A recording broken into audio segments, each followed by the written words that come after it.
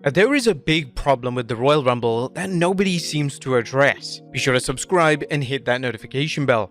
What makes a Royal Rumble? Well, there are many factors that make the Royal Rumble a must-see show. It's always been a major show for the WWE as it's the start of the road to WrestleMania, similar to how football players are at the start to the Super Bowl. Fans know things are only going to get more exciting from here as the WWE continues the build to its biggest show of the year.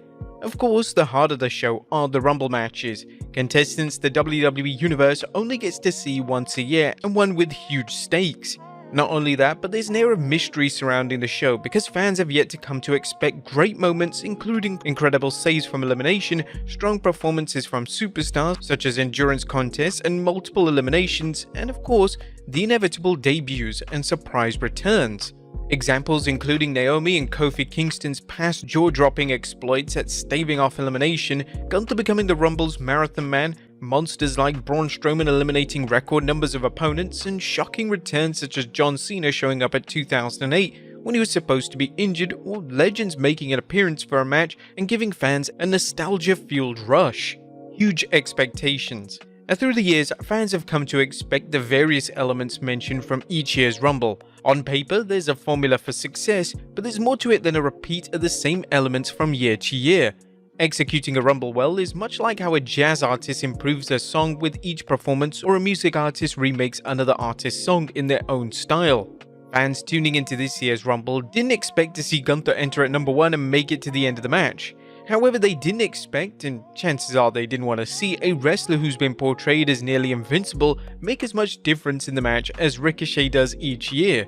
So what are the problems? Well, there are many elements the WWE should incorporate in each year's Rumble, but it's clear that there are some elements it needs to avoid. Fans made it clear that there are some things that diminish the Rumble rather than enhance it.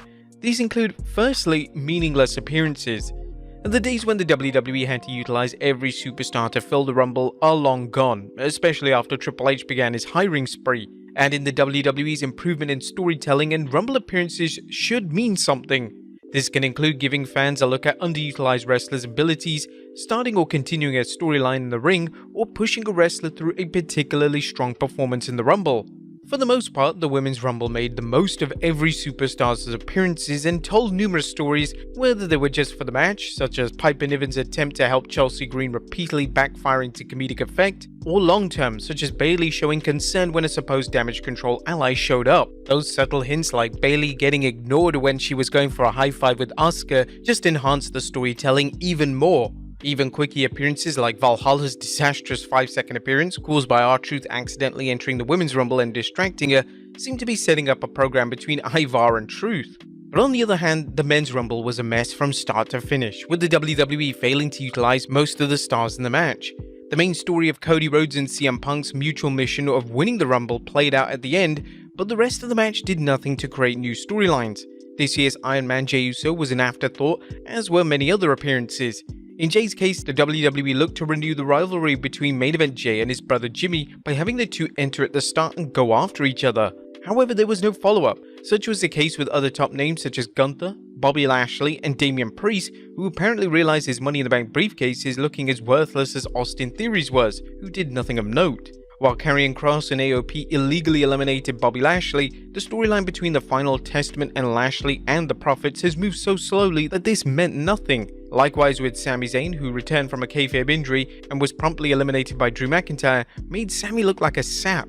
But are there too many NXT fill-ins? If the WWE wants to make appearances mean something, it needs to stop relying on NXT fill-ins. On one hand, it was great to bring in Black and Gold brand superstar Bron Breakker as he showed fans what a monster he was. Bron's outstanding performance in the Rumble, though it has been noted that this spot was reserved for Lesnar and he would have had the same amount of dominance in the match. So if Lesnar had showed up, would Bron Breakker even have been noticeable? Would he have even entered the match?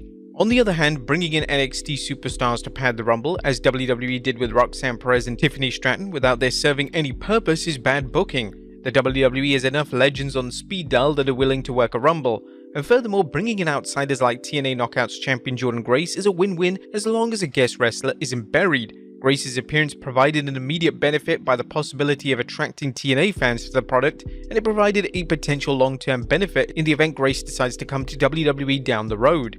But there is a reason why nostalgic returns are important. But one of the WWE's biggest expectations of the Rumble is nostalgic returns. Whether they're the fans of yesteryear and way past their prime, fans love seeing them, which is why the WWE's homecoming and anniversary shows tend to perform well in the ratings, even if it's just for one night only.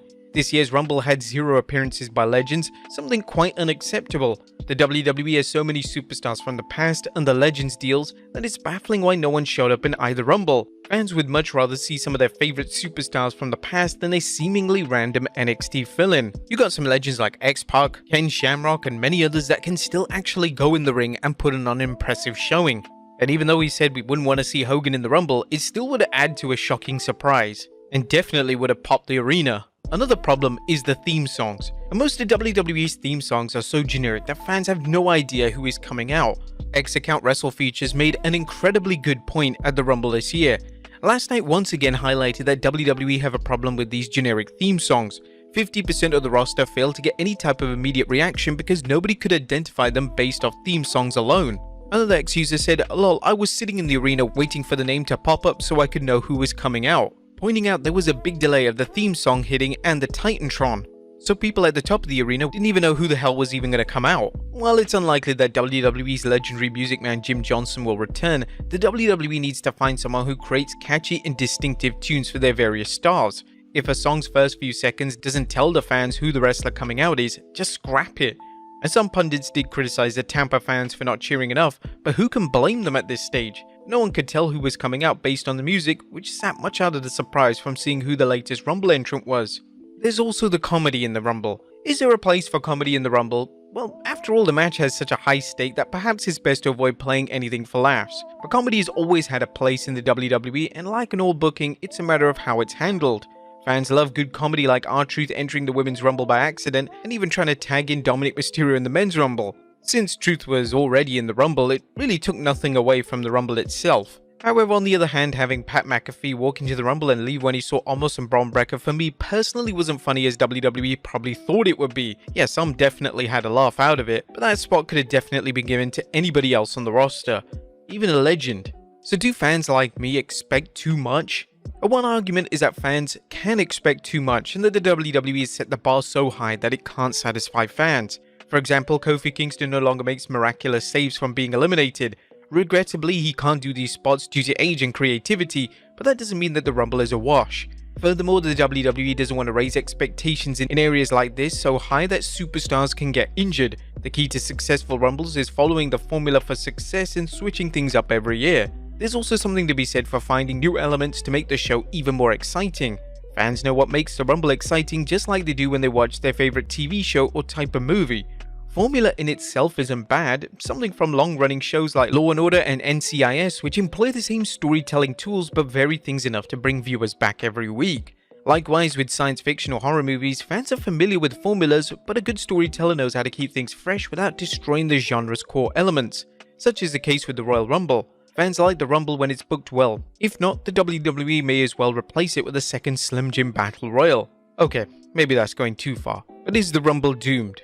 Now, we're not saying that the WWE needs to scrap the Rumble at all. It's one of the most exciting events in the history of WWE. It's one of the promotion's can't miss matches. However, the WWE can't book it poorly or fans will treat it like a B-show. The Royal Rumble match has become the event's focus ever since the WWE added the stipulation that the Rumble's winner gets a world title match at Mania. The WWE can book mediocre to average matches around the Rumble, much as it did on Saturday, but fans expect both Rumbles to entertain and provide some variety. What would you guys think? Are expectations way too high for each and every Rumble? Are fans always going to think that the WWE is going to top last year's Rumble? How do you think WWE can fix it? Let us know in the comments down below, and I'll see you next time with some more wrestling content.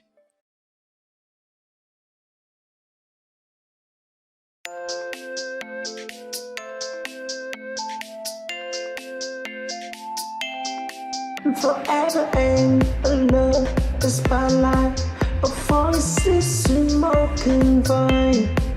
Yes, I can move, I break it dancing. We love like you and me and just shine. I never hide when you sign. Forever a movie sign. Love and grace of white. The mighty apple you swine. Love where I born. Love we love you.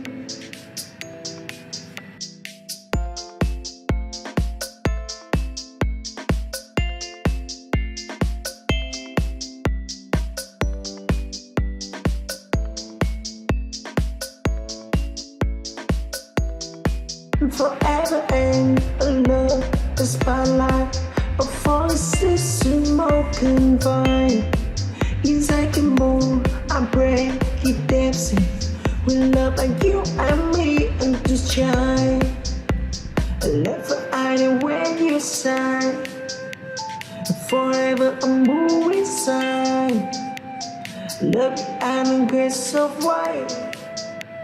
A mighty apple you swine. Love where I born. Love we love you.